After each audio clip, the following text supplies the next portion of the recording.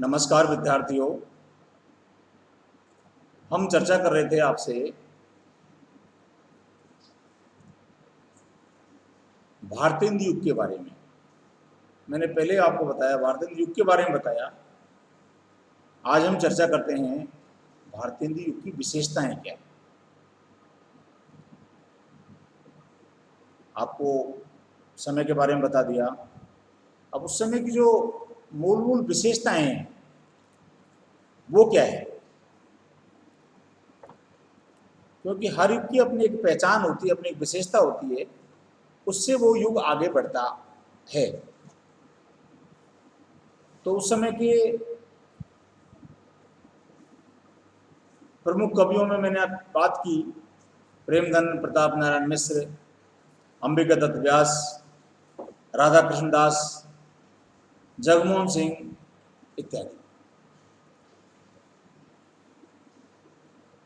अब इसकी विशेषताओं पर हम बात करें तो राष्ट्रीयता की भावना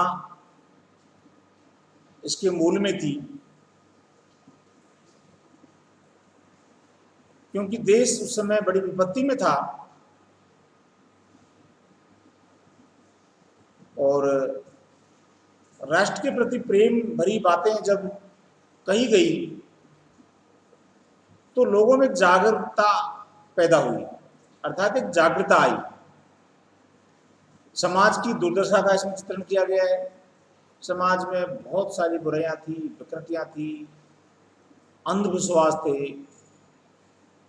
तो उस समय समाज में व्याप्त दुर्दशा का चित्रण किया ताकि उस चित्रण के माध्यम से लोगों में समाज सुधार की बातें पैदा हो। उस समय के कवियों की एक सोच थी।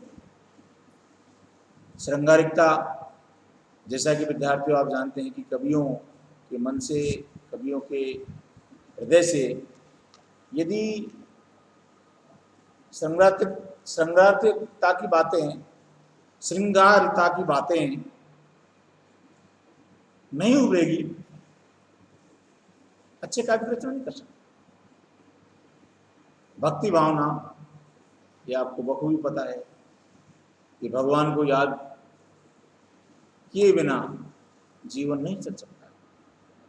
उस असीम परम सत्ता को तो लोग जब से आंखें खोलते हैं, नाकी कोप में आते हैं, तब से ही उस असीम सत्ता को याद करते हैं। तो भक्ति भावना भी उस समय की विशेषता रही है। प्रकृति का चित्रण, उस समय के कवियों ने प्रकृति का भी चित्रण किया है, क्योंकि प्रकृति के बिना यह सब कुछ अधूरा सा रह जाता है। इसमें विशेषकर हम बात करें कवियों की रचनाओं की, तो प्रकृति से अगाध प्रेम, हास्य व्यंग की प्रधानता रही है। हाँ, क्योंकि जीवन हंसी मजाक के, व्यंग के बिना एक अधूरा सा रह जाता है। हम कहां तक ज्ञान की बात करेंगे यदि हमारे रोजमर्रा की जिंदगी में हंसी मजाक नहीं हो तो शायद जिंदगी नीरस बन जाती है। उस नीरसता को समाप्त करने के लिए हमें कुछ न कुछ चुटकुलों के रूप में, हंसी मजाक के रूप में, व्यंग के रूप में, ठिठोलियों के रूप में, मजाक के रूप में, हम साधारण भाषा में कहें तो कुछ न कुछ हम कहते रहते हैं। इससे हमारा जीवन में एक नयापन आता है। मैं ये नहीं कहता किसी की व्यक्ति को टारगेट करके आप उसका मजाक बनाएं, उस पर व्यंग करें, लेकिन उसके तरीके बहुत होते हैं और उसके मूल में हमारा उद्देश्य होता है कि लोगों का मनोरंजन करना, बात को हमारी को आगे बढ़ाना, जिंदगी में जो निरस्ता आ रही है उसको हटाना।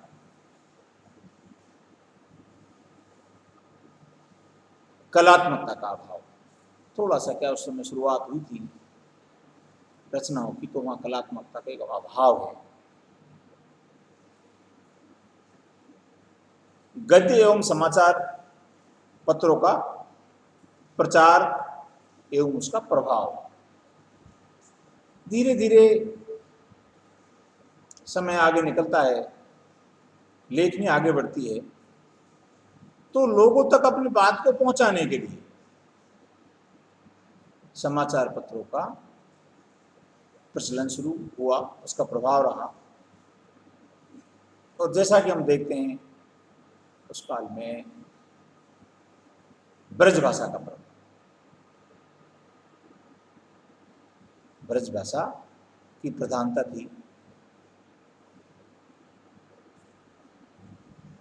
छंद के क्षेत्र में एक नवीनता थी, ज्यादा प्रभाव नहीं था, बातों को छंदबद्ध करके नहीं लिखा जाता रहा, और मुक्तक काव्य की रचना, मुक्त कंठ से अपनी बातें कहने का प्रयास किया गया। हम इसमें बात करें तो भारतेंदु युग में आधुनिक काव्यधारा का प्रधान उत्थान भारतेंदु हरिश्चंद्र के नाम से ही जाना जाता है, जो हमने आपसे पहले पढ़ा है। राष्ट्रता की हमने बात की है, समाज में व्याप्त दुर्दशाओं की हमने चर्चा की है,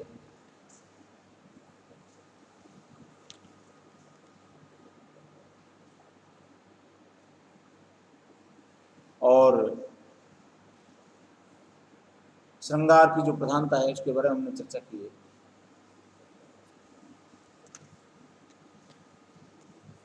और अब हम इसकी विशेषताओं के बाद इसकी सारगर्भित हम बातें करें तो भारतेंदु जी के कवियों ने कविताओं को और उनके परिस्थिति और परिवेश से निकलकर सामाजिक समस्याओं को जोड़ दिया। विदेशी शासकों के अत्याचारों का वर्णन भी उन्होंने किया, भले ही वह दबी जुबान में, चाहे डर के किया, लेकिन उन्होंने अंग्रेजों के प्रति विद्रोह की शुरुआत उन कविताओं में कर दी थी। अंग्रेजों का भय तो था ही, लेकिन एक शुरुआत हो चुकी थी, और हम कहें कि शुरुआत आगे चलकर भारत की आजादी बनती है, और आज जिस अवस्था में है उसी की देन है। भारतेंदु के रूप में एक सबल साहित्यकार, हिंदी के उभरता हुआ सितारा, और हम कहें तो आधुनिक काल के जनक ही कहे जाएंगे। द्वितीय युग की विशेषताओं के बारे में मैंने आपको बताया, इन्हें आप नोट कर लें। इसका एक प्रश्न बनता है,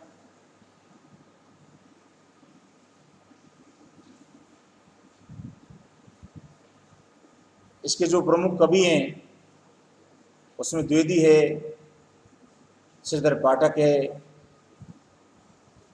अयोध्या सिंह उपाध्याय हैं, रामदेव प्रसाद है, गया प्रसाद शुक्ल है,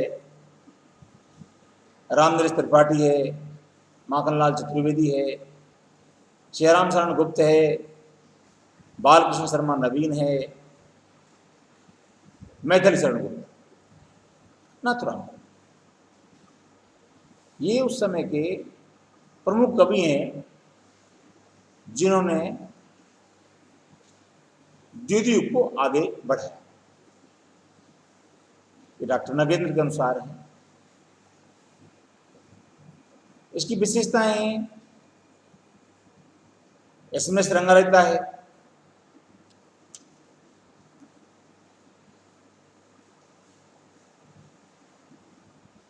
इनकी मूल विशेषताओं में हम अध्ययन करें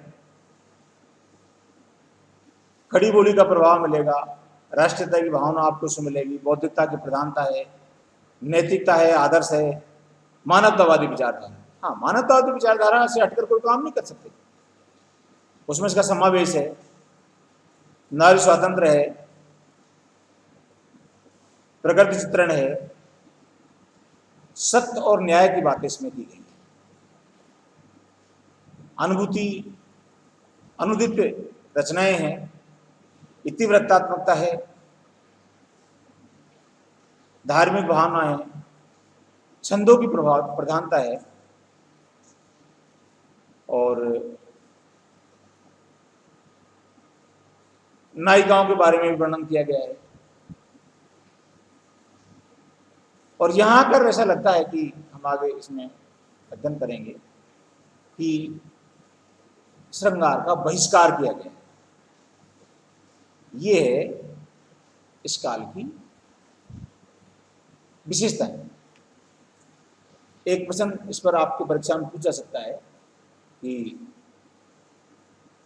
आप द्वितीय युग की विशेषताओं को बताइए, तो इनको भी हमको अध्ययन करना पड़ेगा। अब आगे की चर्चा हम कल करें। धन्यवाद।